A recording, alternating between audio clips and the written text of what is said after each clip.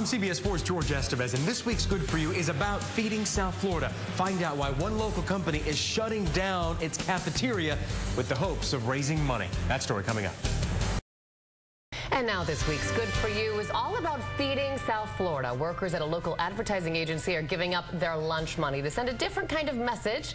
CBS 4's George Estevez shows you how your meal ticket can go a long way to helping hungry families.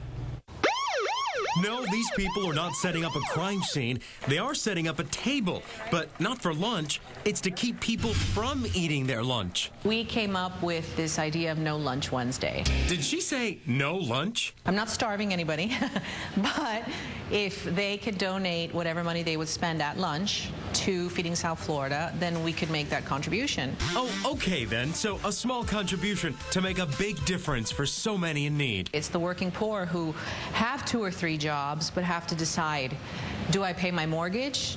Do I pay my electricity? Do I feed my kids? The decision to help started 10 years ago for Diana Brooks, co-owner of VSBrooks, an advertising agency in Coral Gables.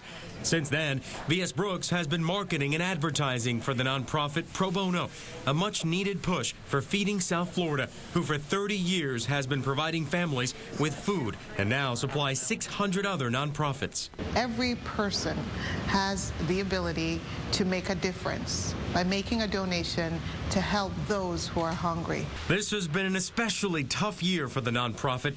Earlier, a refrigerator truck like this was stolen. And with the truck being stolen, it really put a damper on things. But we are not going to be defeated. We are going to be inspired, and we want the community to rally.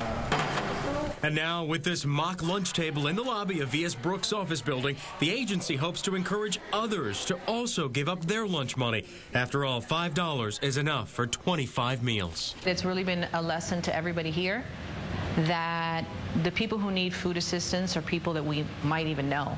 So it's important that they get involved.